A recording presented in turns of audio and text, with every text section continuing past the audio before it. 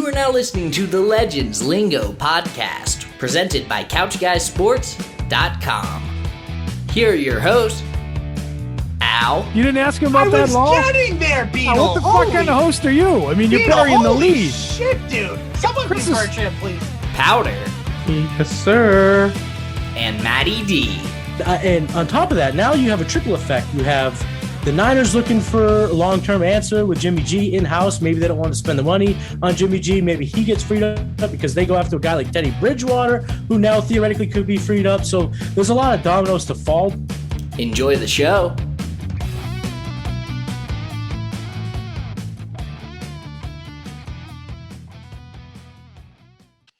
All right, Legends Lingo Podcast, episode 123, presented by Couch Guy Sports. As always, check out everything on CouchGuysSports.com, from the blogs, the podcast, the Twitch channel, the YouTube channel, and everything else that we have in between. I'm your host, Al Nahigian. Alongside me, as always, Tom Powder Cadmus and Matty Keywoom, a.k.a. Matty D. Rosier. Boys, what's up? Nothing, getting excited. Men's league starting tomorrow night. I didn't play last year, so I'm actually pretty excited to start back up and play some baseball this summer. All right. We always love a little baseball in the summertime. Mr. Keywoom? Nah, very excited to talk some sports with you guys. I look very much forward to Tuesday nights. Tuesday nights are great nights. You know what else is great? The fact that Couch Guy Sports, first off, before we start off our whole show, we got to talk about Kyrie Irving's a dirtbag. The Bruins are tied 1-1 with the Islanders. Eddy Rodriguez, we might have a concern or two about him. But first, before we start anything at all, shout out to all of the staff at Couch Guys Sports. We hit a new career high for our views in a month. Over 90,000 views in the month of May. That is a shout out to all of the writers, the podcasters, and everybody else. We are doing it up big, and we can only go up from here. Powder joined a little while ago. Matty Keywoom's pretty new. Matty, how long have you been on Couch Guy now for? Like 4 months or so? Yeah, I would say that sounds about right. Probably about 4.5, maybe even. Okay. So Matty jumped on. We were adding new writers and contributors as often as we can. Listen, buy your Couch Guy stock now because you're going to cash it in a few years. You might be getting really rich. But enough about that. Again, shout out to the writers, and hopefully we can even hit 100K in June. Maybe that's the goal now. Maybe we have to exceed our expectations. But Powder, I'm going to ask you, what do you want to talk about first? You want to talk the Bruins? You want to talk about Kyrie? Do you want to talk about Eddy Rodriguez? What do you want to talk about first? Let's get the negative out, like the most negative Kyrie out of the way first. All right, Kyrie Irving, he's a dirtbag. Yeah. So Kyrie Irving, Kyrie, where do I begin? I'm giving a fair warning now. Not suitable for work. I'm about to go on a rant, so just bear with me. Love this. Let him have it, baby. Kyrie Irving, you buffoon, you idiot, you moron. So Kyrie Irving, point guard, superstar for the Brooklyn Nets. They're going to win the championship because they had to, just trade for James Harden and sign Kevin Durant. We know the story by now. So the Brooklyn Nets came into Boston. It was a 2-0 series lead for Brooklyn. Game 3, the Celtics have their best game. That's the game they were probably going to steal. They win 125-119 over the Nets. Kyrie doesn't play that well. Whatever. Game 4 comes around. Kyrie Irving, along with his little henchman of James Harden and Kevin Durant, they win the game. They win. I think the final score was 141-126. The big three go off. They're averaging like 87 points a game, which is just outrageous. But it's not the actual game stuff. Because Kyrie played well in game 4. It was the aftermath. So after the game, and the video's out by now. If you haven't seen it on Twitter, just type in Kyrie Irving logo, and you'll see exactly why we're fired up. This son of a gun, this idiot, this moronic fool decides to go dap up all of his teammates, which is fine. You're celebrating a win. You're probably going to win the series, and you're going to move on to the Eastern Conference semifinals. Great. We know that's going to happen. Then this guy has the audacity to go to center court, go on Lucky the Leprechaun's head, and basically just stomp on it and smear his foot in it. What is wrong with you, dude? This is what I hate.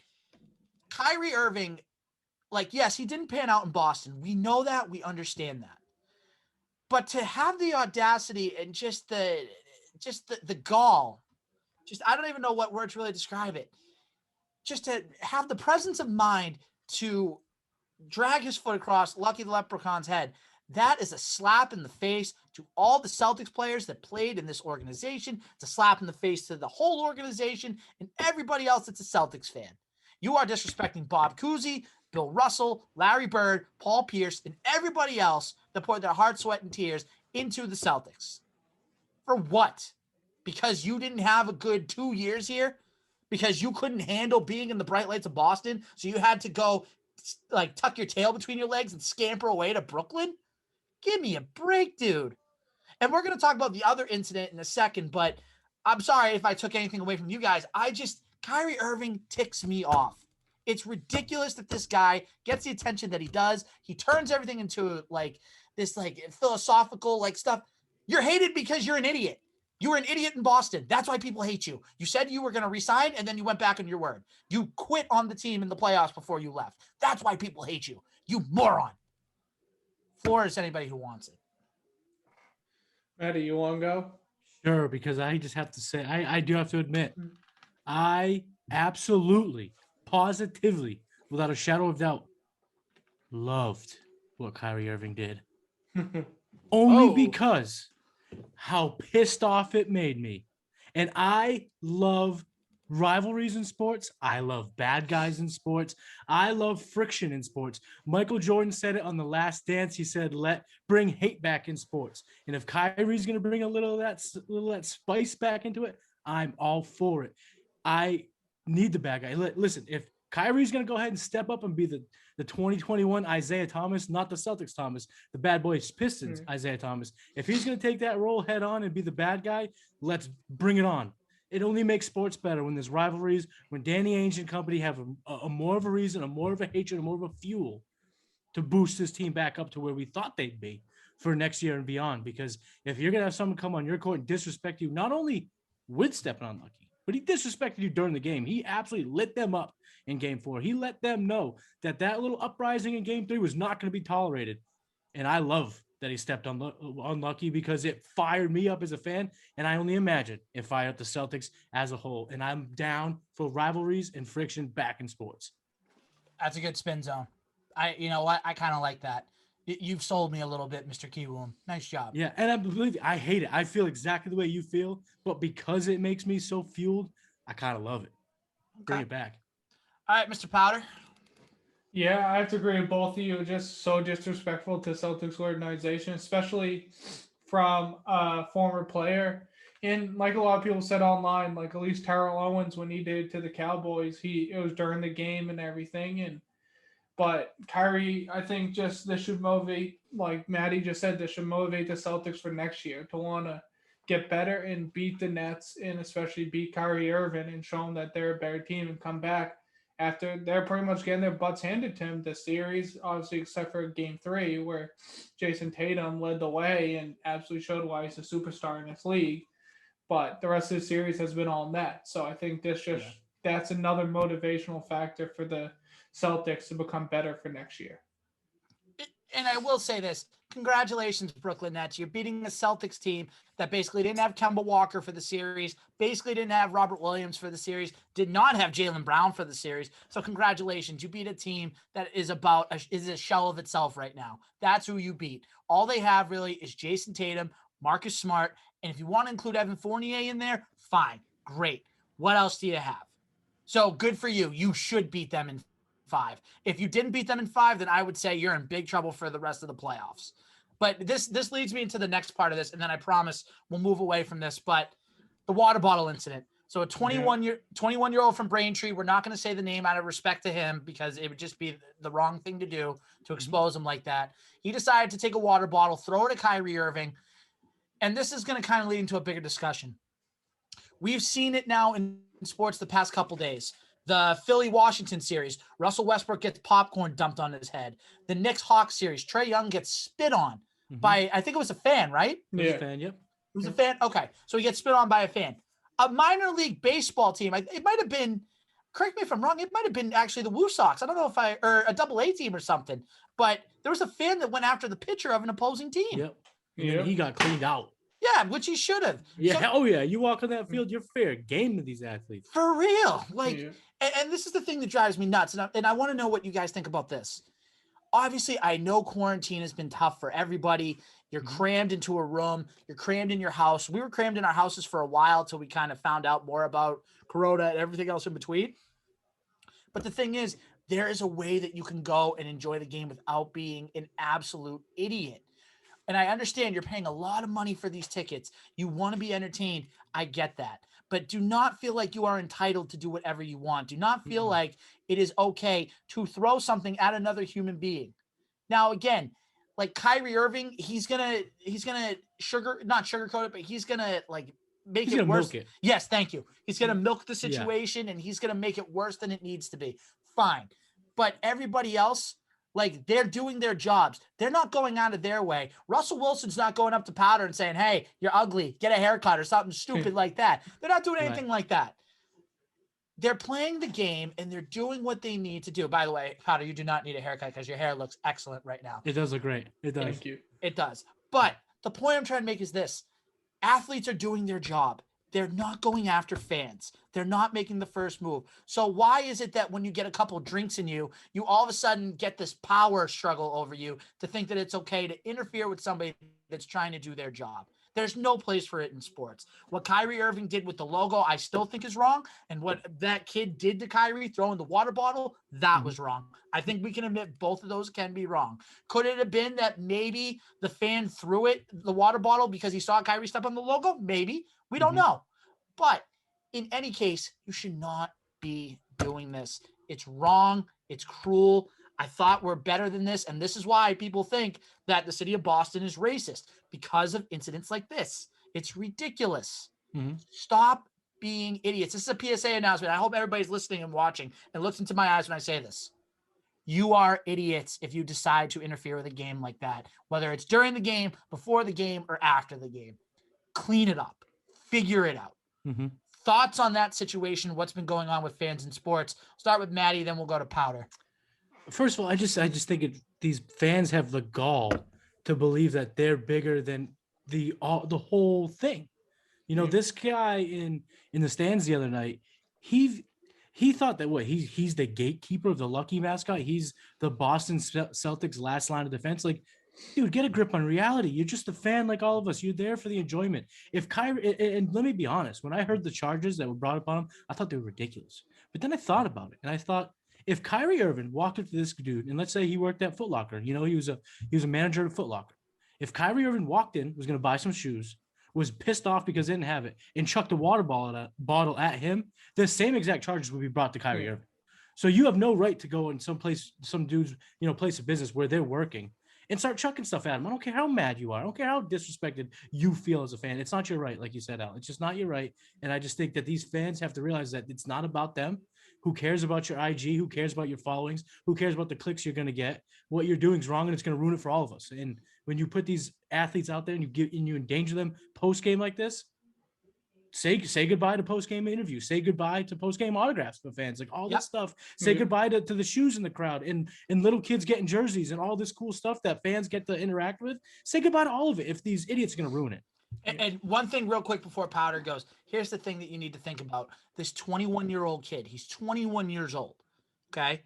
He now, unless he gets a lenient judge or anything, he's going to have a criminal record for deciding to throw a water bottle. Like, that is how it is now in society. You got to be careful with what you do. And now this kid's going to have that criminal record potentially, unless they knock it down or dismiss the charges or whatever. But I don't know if that's going to happen. So think about that, fans of all sports, when you think you're doing something like that. I'm sorry, Powder. Go ahead. That's fine.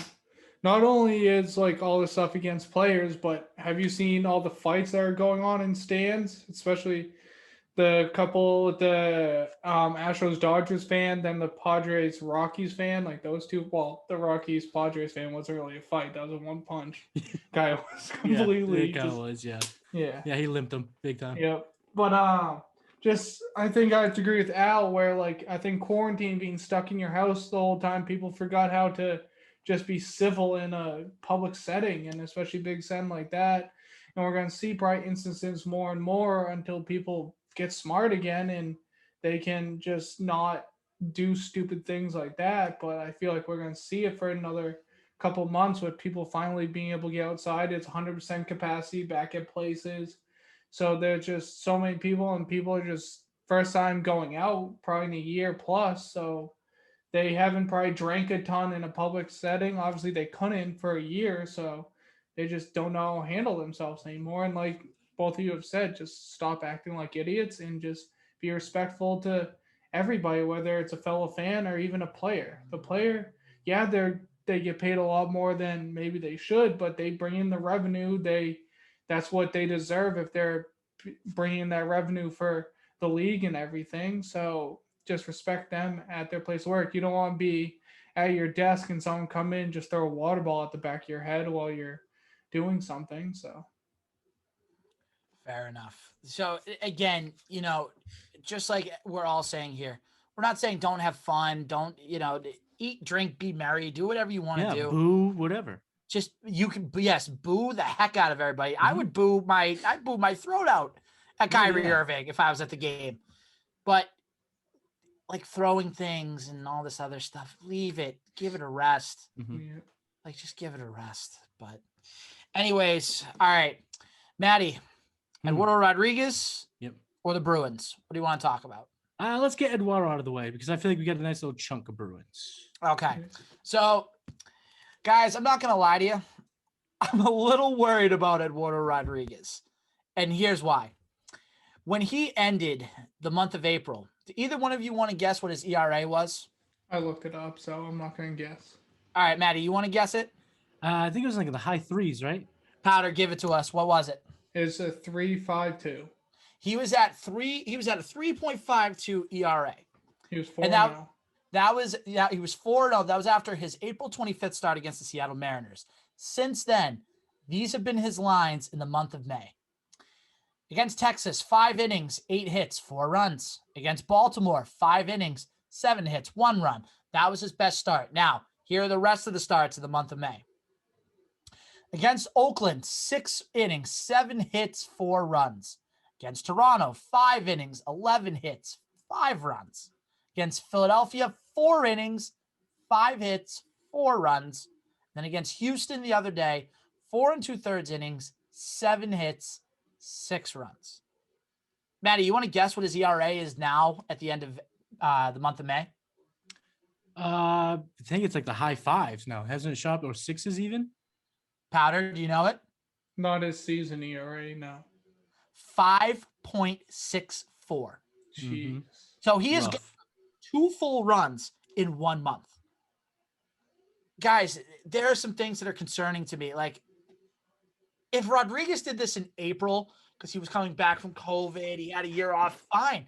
I would get that. And then the month of May, if he turned it around, we'd be like, okay, he got his bad starts out of the way. Now he's on a roll. But it's the fact that he's only pitching 4 or 5 innings. It's the fact that a lot of his fastballs are missing in the middle of the plate. It's the fact that he's not getting ahead in counts. Like, there are legitimate reasons to worry about Eduardo Rodriguez. Like, this guy is supposed to be – Alex Cora came out and literally said, this guy is your ace for the year.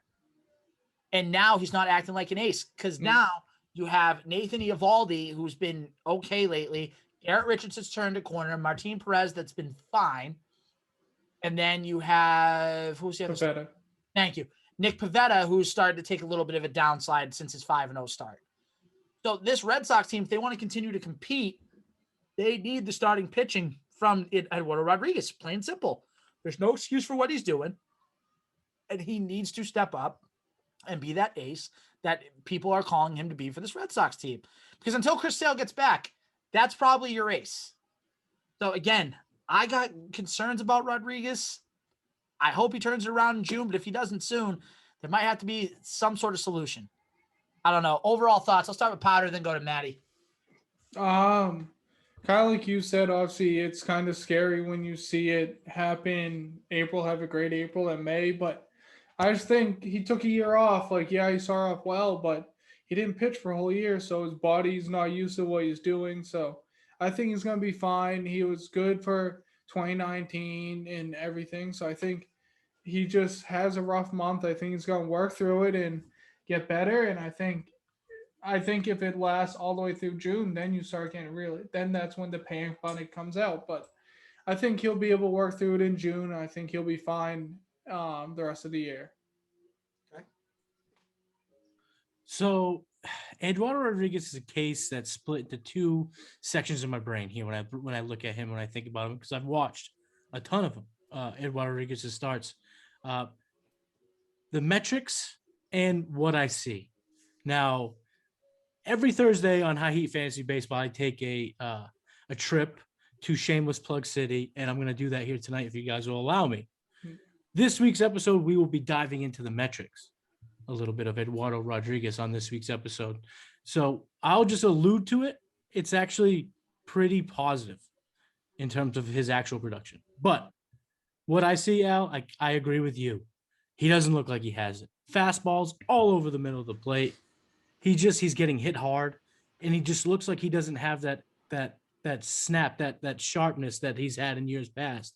And given what he went through in 2020, it would be perfectly understandable if he hit some sort of wall here in June. So from what I see, I'm worried because I just don't know if the health for the guy is all there. Yeah, I think that the health is still an issue. I think there's something with him that needs to be fixed. And you know what? If he has to skip a start, give him a phantom injury to kind of figure it out, then fine. Do what you got to do. Call Tanner Right. Houck for a start. That's fine. Do what you got to do.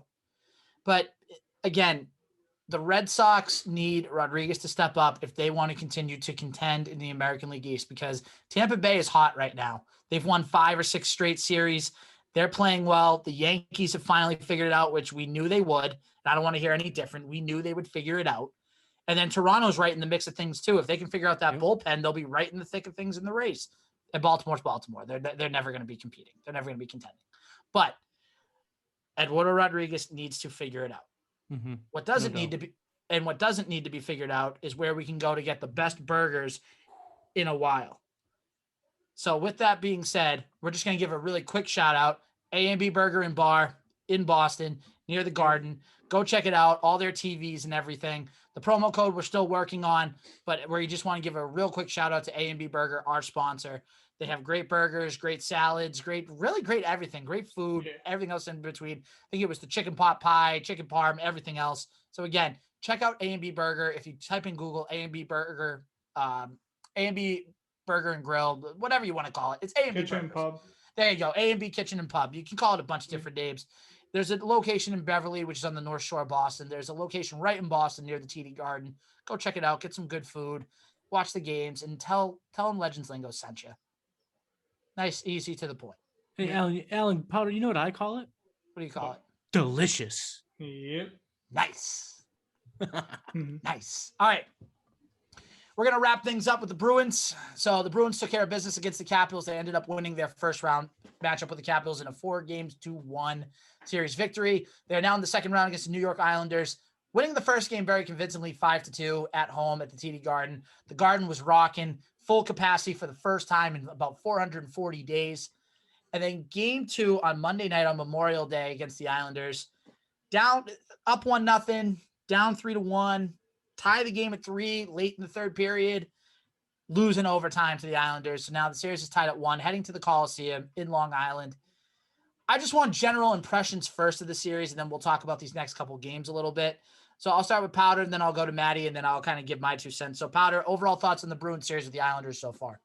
Yeah, we saw game 1. They kept the momentum from the Capitals series and won pretty big. Then obviously game 3, you get a lead, but then the Islanders go on to score 3 unanswered, but then you come back and tie it at 3, come back and then just come back and let up a game winner in overtime. So I think you saw that you can play with the Islanders. I think them getting a 2-goal lead and then the Bruins coming back and tying it, just showing that they can play with them no matter what. So I think the Bruins still have a chance. I think this is going to be a little bit longer of a series than last. I think it'll be 6 or 7, but I still think the Bruins are going to take it. I think they're the better team. Having home ice advantage, especially with full capacity crowd now, is just going to be rocking at the Garden. if it comes back to the Garden, and I just think the Islanders don't have a chance of winning at the Garden. Yeah, this has been a very exciting series so far. I'm a casual hockey guy. I admit it, just like we do on the show in the past. The Islanders are their game. From what I've seen, and like I said, I know very little, so maybe I'm just dead wrong here, but they seem pretty sound. They're tough. They seem fundamentally they're pretty good fundamentally, and this is the first extended look. That kid is good. That kid is really good. So the Islanders are gonna put up their dukes and they're gonna fight with the Bruins. And I think this series could easily go 7 for sure. Hard fought, but fun. I have Bruins in 6. I think Powder said it best. I think their top line, the Bruins top line, is just too good, especially with Bergeron actually contributing, Marchand contributing. David Pasternak's been contributing at an unreal level, scoring a hat trick in the first game of the series. Like, he's going to continue to only be good, and he's the future of this Bruins team. That second line of Taylor Hall, David Krejci, and Craig Smith, who was out game 2, hopefully he's back game 3. That's a big loss, because otherwise you got to move Jacob DeBrusk up to that second line. When really DeBrusk is good on that third line with Nick Ritchie and Charlie Coyle. So then when you have to move that up, the pairings get mismatched and everything else. But when you have Craig Smith in there, those top 3 lines, I love those top 3 lines against the Islanders' top 3 lines, especially against the Islanders' top line. Yeah, they have Matt Barzal. He's very good.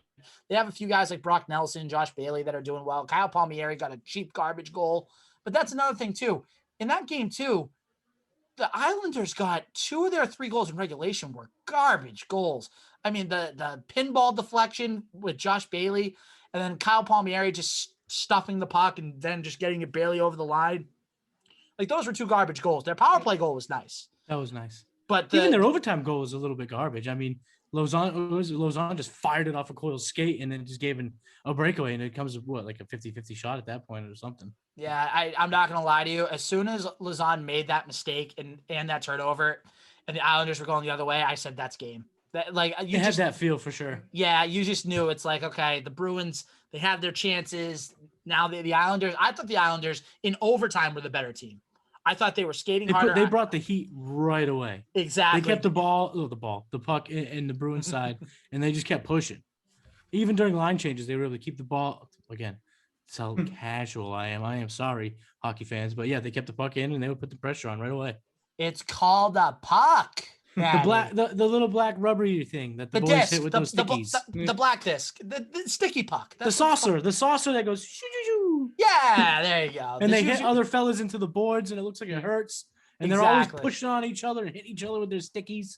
Exactly. So, again, I'm not too worried yet. I think the Bruins will take care of business in at least one of these games at the Coliseum. Then you're back to home ice, and guess what? The Bruins top line, I think, is going to take care of business. I think Tuukka Rask is going to be just fine. Sure, you can call the goals soft or whatever, but a deflection's hard. Like, a deflection's hard to stop. Yeah. The Palmieri goal, all right, I can give you a little bit of a, like, okay, fine, you can gripe about that a little bit. But other than that, give me the Bruins in 6, and I think they take care of business, and we'll go on to the third round, which hopefully won't be against Tampa Bay, but it's starting to look like it. So hopefully we embrace it. Any last Bruins thoughts before we kind of wrap up everything?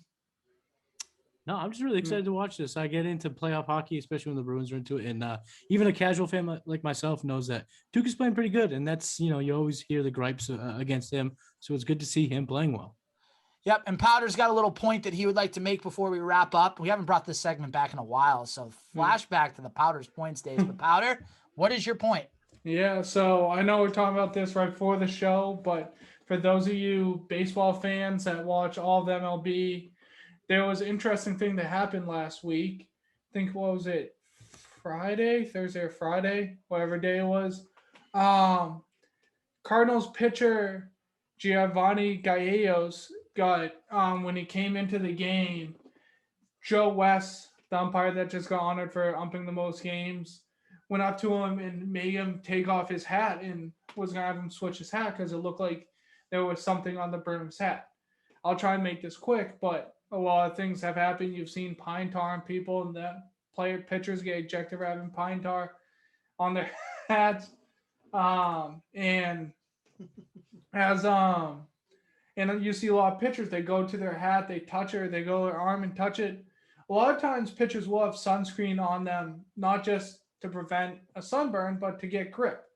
And me as a batter my whole life, and I never really faced guys throwing 95, 96, but if I did, I would want them to have control of that. So that's why pitchers a lot of times have sunscreen on them to grab, because it'll just give them a little bit better grip. But there is nowadays, if you listen to Trevor Bauer, I know not everybody likes Trevor Bauer, I do, but I know a lot of people don't like him, but he brought this up for a few years now that pitchers are using a substance that makes their ball go a little faster and their breaking balls break a little bit more. And it's unfair to hitters and other pitchers who don't do it. So now MLB at the beginning of the season said, we're going to police it. It's not going to happen anymore. So Mike Schultz, the manager of the Cardinals, at a 9-man press conference.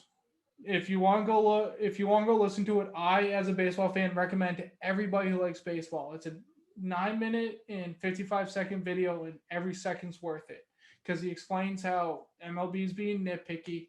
It was just a little dirt on the guy's hat, and they're really gonna eject him for that, and everything. How batters want better grip, but they just don't want more spin on the ball and fast, like obviously more movement, so it's hard to hit. But if the guy's better grip, we saw what happened to Kevin Pillar. He got hit in the face, and luckily he's back, but that's a scary thing when a fastball comes up and in. So the biggest thing I think is baseball has to get a better understanding of what they're trying to police. Because if it's just sunscreen or a little bit of grip, that's perfectly fine. I think every pitcher does. Even Mike Schultz said, we're not cleaning our clubhouse. I don't know who does it. I'm not going to say anybody does or anybody doesn't do it, but we're probably not cleaning our clubhouse. Every team has players who do it. I've talked to former pro pitchers who they had different ways. I looked at former pro pitchers' gloves. I can find the pine tar on it. Every pitcher does it. It's just to get better grip. It's nothing. I don't think it's bad if you have a better grip. But obviously, you having your ball jumping up 400 RPM, for those of you who don't, that's rotations per minute. And that's what ticks up your velocity a couple miles per hour, and what ticks up and makes your curveball break a little bit more.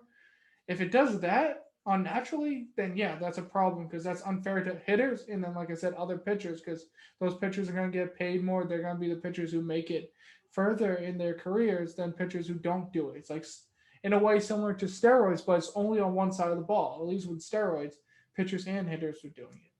So MLB, get a better understanding of what you're trying to police. The MLB is just ridiculous.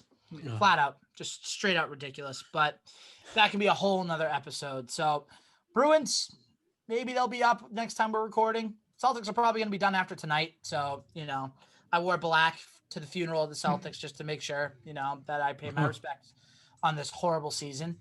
And Eduardo Rodriguez, figure it out, man, because otherwise Red Sox could be in trouble. We need you. We do. But otherwise, rate, subscribe to the Legends Lingo podcast on iTunes and Spotify and SoundCloud and everywhere else where you can find a podcast. Just go find us. Check out all our write-ups, couchguysports.com. Check out the blogs. Matty brings out his fantasy baseball blogs every Thursday. Powder writes a general baseball one every Tuesday. And listen, I write on Mondays and Fridays. And again, like we said before, 90,000 views. Unbelievable job to the staff. And we're going to continue to put out content and hopefully continue to get those views up. Not sure what next week's going to look like. It could look a little different. I'm not going to be around, so we'll see what these guys are going to do. So if you hate listening to me, congratulations. You get 1 week off of me, so you're welcome. But if nothing else, I got Powder. I got Matty D. Thank you for watching. Thank you for listening. And we'll see you next week for episode 124. Yes, sir.